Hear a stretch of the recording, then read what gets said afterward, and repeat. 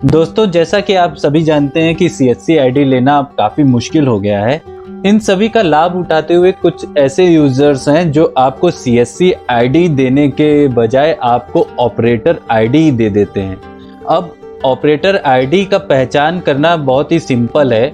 अब जैसे ही आप यहाँ पे आएंगे तो यहाँ पे आप जो अकाउंट यहाँ पे देखेंगे तो यहाँ माई प्रोफाइल ऑपरेटर और कैडेट्स ये दो ऑप्शंस आपको नहीं दिखेंगे।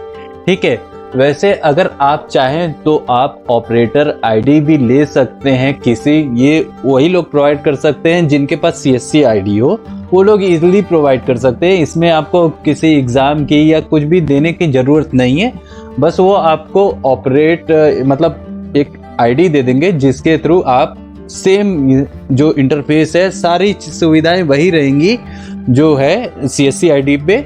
बस ये है कि दोस्तों एक परमानेंट सीएससी आईडी में ये लाभ है कि जैसे आपके पास जैसे आईआईबीएफ एग्जाम और जैसे बैंकिंग सुविधा लेने के लिए या आधार सुविधा लेने के लिए ये सब काफ़ी ज़रूरी होता है कि आपके पास सीएससी आईडी हो। ये आपके पास सीएससी ऑपरेटर आईडी से नहीं मिल पाएगा। दूसरी चीज़ ये है कि इसमें आप डिजी पे इस्तेमाल नहीं कर सकते। जैसे कई लोग आधार से पैसा निकालते हैं तो डिजी पे के माध्यम से निकाल देते हैं। हालांकि ये डिजी पे लाइट में है कि नहीं है अभी हम ये कंफर्म नहीं बता सकते, लेकिन सीएससी डिजी पे में जो है ये आप इसमें आधार से पैसा नहीं निकाल सकते। ये सिर्फ सीएससी आईडी जो परमानेंट यूजर्स हैं वही निकाल सकते हैं, ऑपरेटर नहीं निकाल सकते हैं। अब हम बात करते हैं कि सीएससी आईडी ऑपरेटर कैसे हम बना सकते हैं। तो दोस्तों इसके लिए बहुत सिंपल सा है कि आप यहाँ पे चले जाइए अकाउंट्स पे और यहाँ ऑपरेटर्स आपको दिख रहा होगा, आप यहाँ पे क्लिक करेंगे।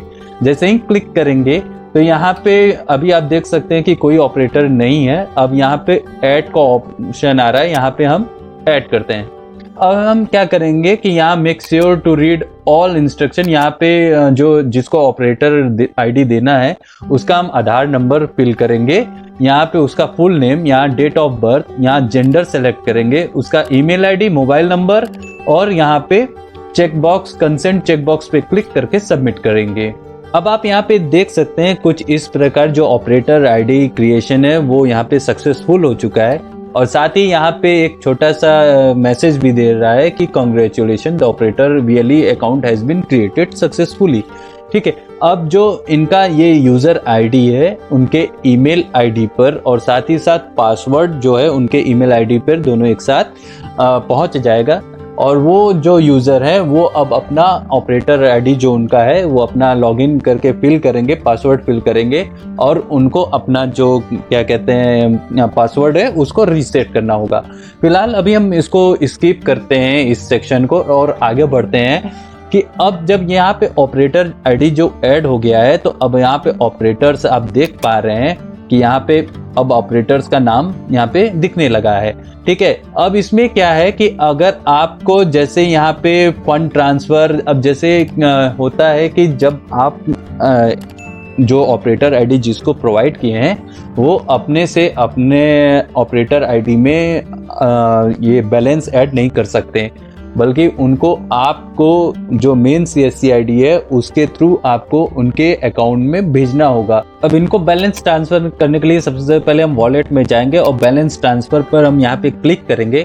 अब हम इनको यहाँ सेलेक्ट करेंगे और जितना अमाउंट होगा यहाँ पे हम अपना यहाँ पे जितना ट्रांसफर करना होगा उनके वॉलेट में हम यहाँ पे फिल करेंगे, वॉलेट पिन अपना फिल करेंगे और यहाँ रिमार्क्स पे क्लिक करके सबमिट पे क्लिक करेंगे। अगर मान लीजिए दोस्तों कि अगर हमको लगता है कि नहीं उनको उसमें से अगर हम चाहते हैं कि उनको ट्रांसफ़र किया हुआ जो पैसा है वो वापस भी ले लें, तो मान लीजिए आपने 500-600 कर दिया और उसमें से आप चाहते हैं कि 300 वापस कर ले लें, तो आप उसमें से आप क्या कर सकते हैं कि रिवोक बैलेंस कर सकते हैं। यहाँ पे आप यहाँ पे क्लिक करेंगे तो आप इसमें अमाउंट फिल करेंगे, मान लीजिए 600 में से 300, यहाँ वॉलेट पिन और यहाँ रिमार्क्स फिल करके यहाँ सबमिट पे क्लिक करेंगे। यहाँ पे आपका जो अमाउंट ट्रांसफर किया था गलती से वो आपको रिवोक हो जाएगा। साथ ही साथ अब हम यहाँ पे आपको चलते हैं, यहाँ पे आपको बता देते हैं कि यहाँ पे जो ऑपरेटर लेजर है यहाँ पे आप देख सकते हैं, तो यहाँ पे ऑपरेटर लेजर्स भी देख सकते हैं कि यहाँ पे कितना उन्होंने क्या क्या किया हुआ है, और उनके मतलब जो भी पासबुक है कुछ इस प्रकार यहाँ पे शो होगा। और ही साथ साथ हम आपको बता देते हैं कि यहाँ पे आप चाहें अगर जो ऑपरेटर लिया है, आपकी आईडी लिया है, अगर वो सस्पिशियस पाया जाता है तो आप उसके अकाउंट को यहाँ से आप चाहें तो बंद भी कर सकते हैं। जैसे यहाँ पे आप क्लिक करेंगे तो यहाँ पे ऑप्शंस दे रहा है, एक तो आ रहा है डीएक्टिवेट, एक आ रहा है डिलीट।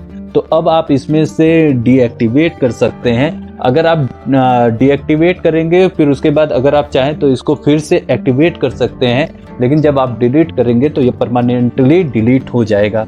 तो ठीक है, तो इस तरह आप किसी ऑपरेटर आईडी को ऐड कर सकते हैं, या आप चाहें जब तक आपको सीएससी आईडी नहीं मिलता है तब तक आप किसी से ऑपरेटर आईडी के लिए रिक्वेस्ट करके आप अपने सेंटर पर भी ऑपरेटर आईडी के थ्रू आप सीएससी का काम कर सकते हैं, जब तक आपको परमानेंट सीएससी आईडी नहीं मिलता तब तक।